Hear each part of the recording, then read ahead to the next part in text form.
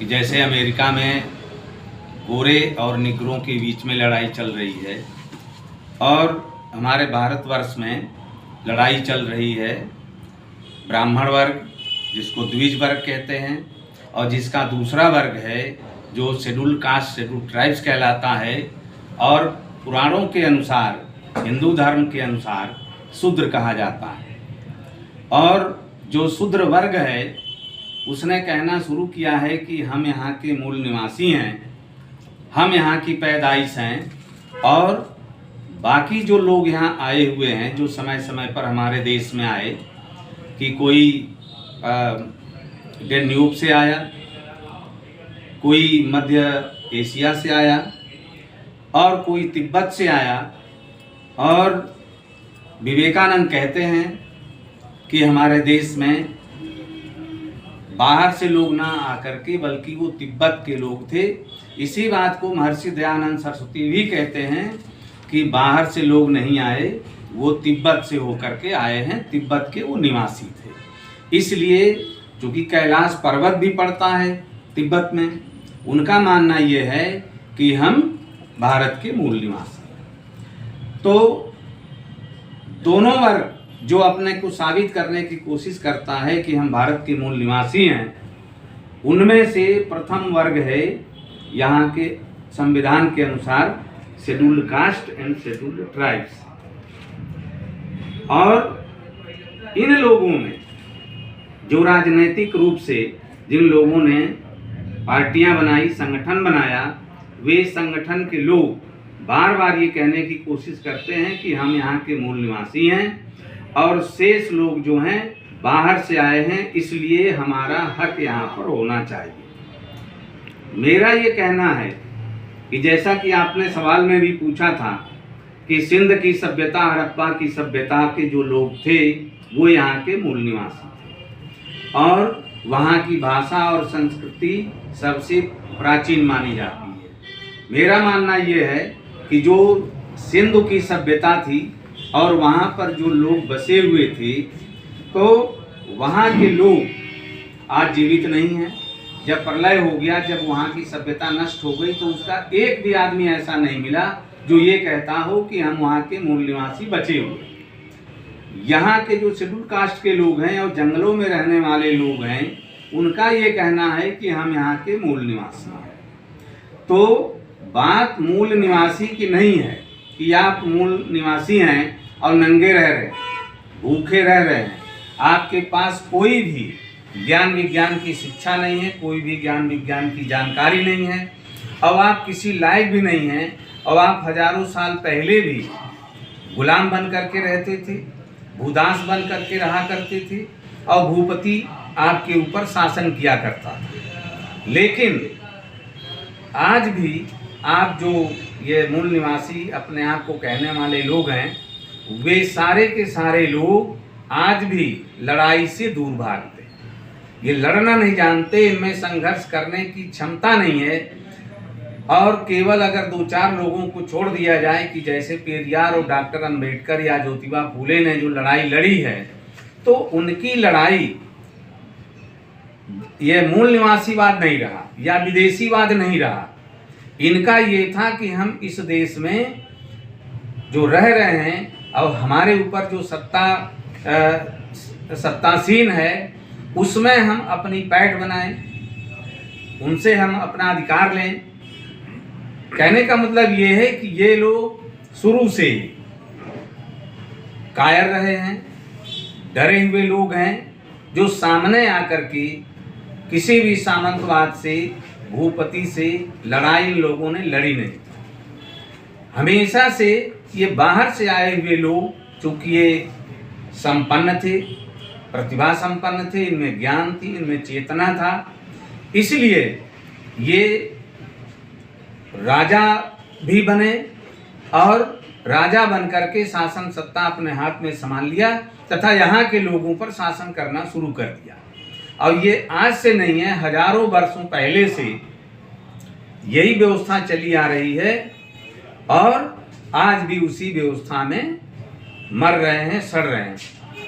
इसमें एक तो जो अशिक्षा रही है और अशिक्षा आज से नहीं, गौतम बुद्ध ने कहा है कि अविद्या परमम मलम,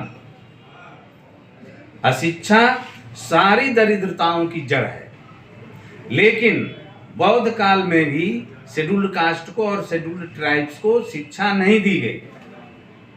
इसी प्रकार से जो आर्य वर्ग आए, जो ब्राह्मण वर्ग ने, यहाँ पर आर्य वर्ग ने जो आश्रम पद्धति की शिक्षा व्यवस्था डाली, उसमें भी शेड्यूल्ड कास्ट और शेड्यूल्ड ट्राइब्स को शिक्षा से दूर ही रखा गया। इसके बाद हमारे देश में मुस्लिम वर्ग आए। मुस्लिम वर्ग ने अपनी जो मदरसा शिक्षा की व्यवस्था यहाँ पर लागू की, उस मदरसा वाली व्यवस्था में भी शेड्यूल्ड कास्ट और शेड्यूल्ड ट्राइब्स को जगह नहीं मिली। उसका कारण ये था कि ये वर्ग पैदाइशी आनुवंशिक पिछड़ा हुआ था, दरिद्र था, गरीब था, निर्धन था। और जो शेड्यूल्ड कास्ट के यहाँ जो मूल निवासी जिनको कहा जाता है, जब वे राजा भी बने हैं तो वे अपनी प्रजा को पढ़ाया लिखाया, उसे हर जगह जगह दी। लेकिन शेड्यूल्ड कास्ट को किसी राजा ने भी अपनी प्रजा नहीं मानी। जैसे इस देश में त्रावणकोर का राजा था जिसका नाम था मार्तंड वर्मा, और मार्तंड वर्मा ब्राह्मण था और उसके समय में देखिए 1000 प्रकार के टैक्स लगते थे। यहाँ तक कि जो ब्राह्मण वर्ग की महिला है उस पर भी टैक्स लगता था। और उस ब्राह्मण वर्ग की जो महिला थी, क्षत्रिय वर्ग की जो महिला थी, उसको मंदिर में जाने पर अपने स्तन खुले रखने होते थे। शेड्यूल्ड कास्ट की महिलाओं को तो केवल कमर में एक कपड़ा लपेटना होता था, जिसको भगवा कहते थे, वही लपेटना था। इसके बाद पूरी शरीर उनकी खुली रहनी चाहिए थी। अगर वो खुली नहीं रखती तो उन पर कूड़े बरसाए जाते। स्तन ढकने के लिए वहाँ पर टैक्स लगता था। स्तन ढकना है तो तुम्हें टैक्स देना होगा। इसलिए त्रावणकोर में एक आदिवासी महिला जिसका नाम था नंगेली, उसने अंग्रेजों के आने के बाद जो अंग्रेज कलेक्टर था, उस महिला ने उनसे शिकायत की और शिकायत करके वहाँ पर गई, राजमहल में जाने की कोशिश की, तो महारानी ने उसको डांट करके भगा दिया और कहा कि बिना टैक्स के तुम स्तन ढक नहीं सकती। फिर नांगेली ने क्या किया कि अपने दोनों स्तन काट करके और प्लेट में रख करके महारानी और महाराजा मार्तंड वर्मा को पेश किया। इसके बाद अंग्रेजों ने लड़ाई लड़ी। उस महिला की वहाँ पर समाधि बनी हुई है और फिर अंग्रेजों ने उस प्रकार के उस टैक्स को बंद किया। तो इसका कारण ये नहीं है कि ये मूल निवासी हैं, इसका कारण ये है कि ये वर्ग गरीब है, निर्धन है, अशिक्षित है और लड़ाका वर्ग नहीं है। अंग्रेजों ने जब हमारे देश में 1857 के बाद की लड़ाई में जब महार सेना का गठन किया गया, तो देखा कि जो महार जो शेड्यूल कास्ट में आते हैं महाराष्ट्र में, तो उनको महार रेजिडेंट में शामिल किया। और आपको बता दें कि जब बांग्लादेश आज़ाद हुआ तो उस बांग्लादेश में महार रेजिमेंट को लगाया था जगजीवन राम ने। वहाँ पर 150 महार सैनिक मारे गए, जिनका बांग्लादेश में आज भी समाधि बनी हुई है। तो वो लड़ाके रहे हैं, लेकिन ब्रिटेन के लोगों ने भारत में लड़ाका प्रजाति को चिन्हित किया कि इन्हीं लोगों की सेना बनाई जाएगी, इन्हीं लोगों को सेना में भर्ती कराया जाएगा। उसमें राजपूत का नाम लिखा कि राजपूत लड़ाका वर्ग है। इसके बाद पासी है, सोनकर है, अहिर है, और इस प्रकार के लोग, इतने प्रकार के लोग लड़ाका हैं, इनको सेना में स्थान दिया जाएगा और यही लड़ सकते हैं। इसके बाद फिर हमारे देश से महार रेजिमेंट को ख़त्म कर दिया गया और फिर आज तक शेड्यूल्ड कास्ट की, शेड्यूल्ड ट्राइब्स की भर्ती नहीं हो रही है, क्योंकि जो भी सरकार आती रही है, जाती रही है, उसने इनके बारे में सोचा ही नहीं। क्योंकि उनको बाकायदा रिपोर्ट मिल गई थी कि ये लड़ाका वर्ग नहीं है, इसलिए इनको सेना में भर्ती नहीं होने दिया जाएगा और ये आनुवंशिक रूप से, ये मानसिक रूप से कमज़ोर होते हैं, इनको मिलिट्री में और डॉक्टरी वर्ग मेडिकल विभाग में इनको जाने से रोका गया। ये तो बाबा साहब डॉक्टर भीमराव अंबेडकर ने, जब उनके नेतृत्व में भारत का संविधान मिला, जब आज़ाद हुआ देश, उस समय से आरक्षण के रूप में तमाम सारे विभाग खोल दिए गए। फिर भी जो आईटी वर्ग है, जो मिलिट्री वर्ग है और नेवी वर्ग है, इस प्रकार से कई ऐसे यहाँ पर सर्विस के वर्ग हैं जिनमें आज भी शेड्यूल कास्ट को प्रवेश की मनाही है। दूसरी बात यह है, आज के समय में जो मूल निवासीवाद की बात करते हैं, मैं एकदम स्पष्ट कहता हूं कि मूल निवासीवाद नहीं चलने वाला है।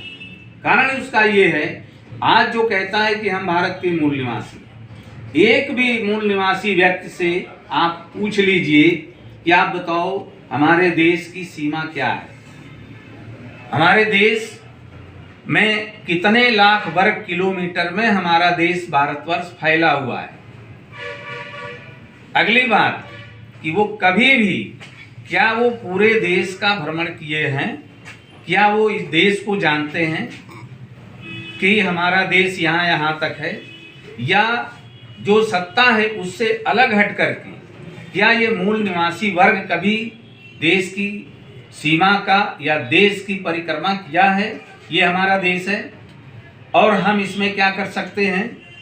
और जब हमारे देश का विभाजन हो गया, बंटवारा हो गया, 3 भागों में बंट गया, बांग्लादेश, पाकिस्तान और इसी में जो सम्मिलित था बर्मा, इसके बाद भूटान, लंका, आखिरकार ये सारे देश अलग होते चले गए। तो ये मूल निवासी लोग कहाँ थे? केवल घर में बैठ करके बात करने के लिए कि हम मूल निवासी हैं, हमारा ये देश है, और ब्राह्मणों देश छोड़ो, मुस्लिम देश छोड़ो, राजपूत देश छोड़ो, इसको कहने से कुछ नहीं हो सकता।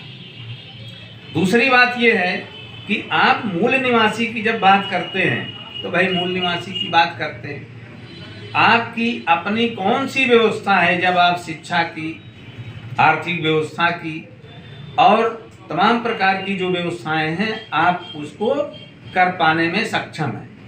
आज जो प्राइवेटीकरण हो रहा है पूरे देश का, इसमें तो सरकारी नौकरियां भी चली जा रही हैं जो राज्य ने दिया था। तो इस प्राइवेटीकरण में हमारे या आपके कहने से कि मैं यहाँ का मूल निवासी हूँ, मुझे स्थान मिलना चाहिए, तो मैं समझता हूँ कि ये सबसे मूर्खता की बात होगी कि हम अपने आप को केवल ये कह दें कि मूल निवासी के नाम पर हमें ये सब कुछ दे दो। आपकी बाँह पकड़ करके कौन कलेक्टर बना देगा आपको? जो सत्ता में हैं वे भले अपने बेटे बेटियों को बिना शिक्षा के, बिना इंटरव्यू के IAS PCS बना सकते हैं, अपने आप को मंत्री और सामंत राजा घोषित कर सकते हैं, ये वो कर सकते हैं। लेकिन जो मूल निवासी बात का नारा है, वो मूल निवासी के नाम पर जो बाबा साहब डॉक्टर भीमराव अंबेडकर और श्रीनिवासन वगैरह उन तरह के लोगों ने मिल करके जो कहा कि इसमें हमें ये सुविधा चाहिए, उनको प्राप्त हुई है।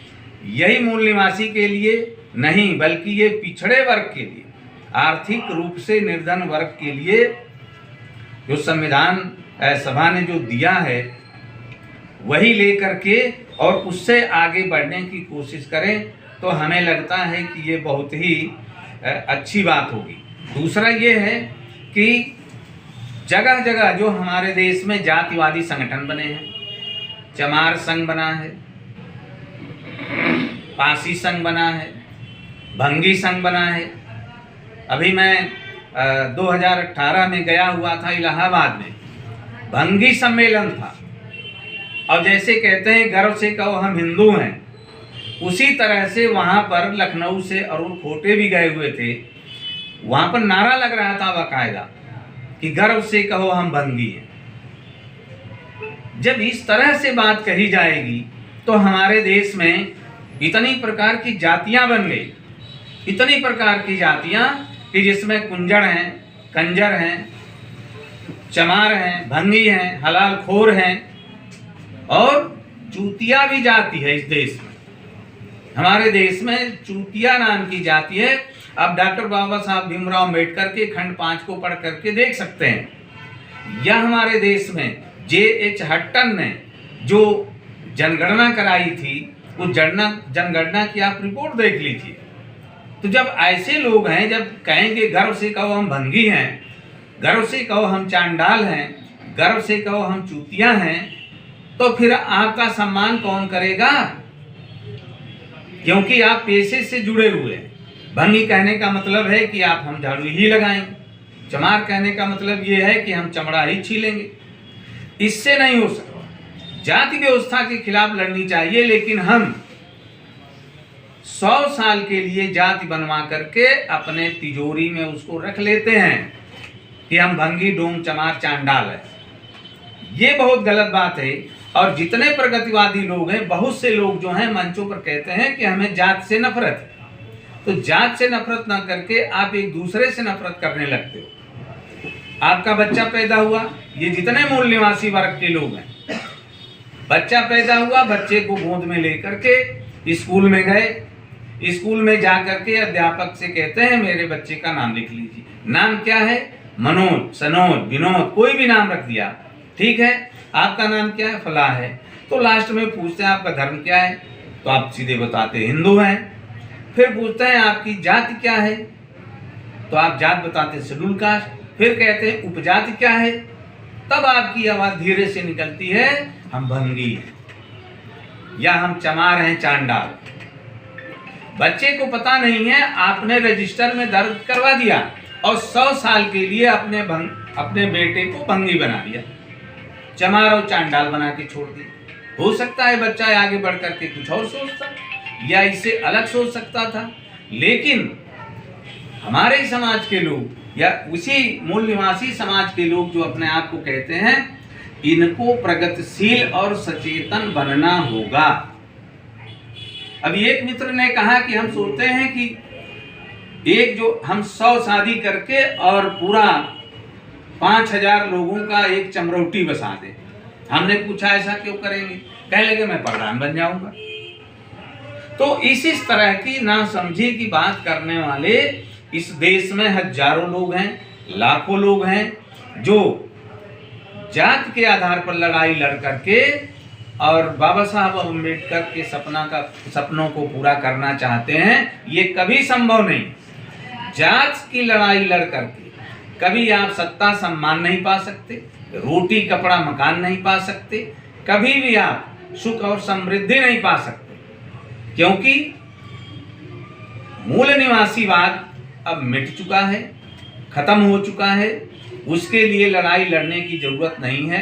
जो विभिन्न प्रकार के जो जातीय गुट और जातीय संगठन बनाए हुए हैं, वो सब छोड़ करके केवल भारतवासी के नाम पर भारतीय रखिए। आप अखिल भारतीय फलाह संगठन आप रख दीजिए, अखिल भारतीय संगठन, राष्ट्रीय संगठन रखिए। और जहां तक हो सकता है आप शिक्षा पर ध्यान दीजिए, विज्ञान और टेक्नोलॉजी पर ध्यान दीजिए। और बिना विज्ञान और टेक्नोलॉजी के कोई भी व्यक्ति अपना विकास नहीं कर सकता।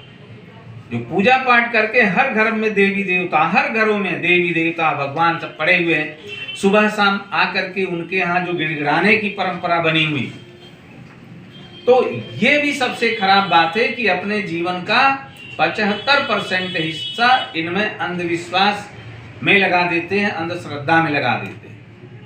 अभी इसके खिलाफ जो नरेंद्र दाभोलकर ने जो आवाज उठाई थी, दाभोलकर की हत्या कर दी गई और ऐसे लोगों ने हत्या की जो इसी अंधविश्वास को, पाखंड को इस समाज के बीच में बरकरार रहना चाहते थे, ताकि एक वर्ग यह जो सदियों से गुलाम रहा है वो आज भी और इसके आगे भी गुलाम बना रहे। इसके लिए निश्चित रूप से मैं अंतिम बात कहूँगा कि जो मूल निवासी के नाम पर, चमार के नाम पर, भंगी के नाम पर, डोम चांडाल के नाम पर जो साथी संगठन बना रहे हैं, इस लड़ाई से कोई नहीं फायदा होगा। हमें चाहिए प्रगतिशील समाज, हमें चाहिए साम्यवादी समाज, हमें चाहिए मार्क्सवादी समाज, जिसमें कोई न जाति है, न धर्म है और न तो किसी प्रकार का भेदभाव है।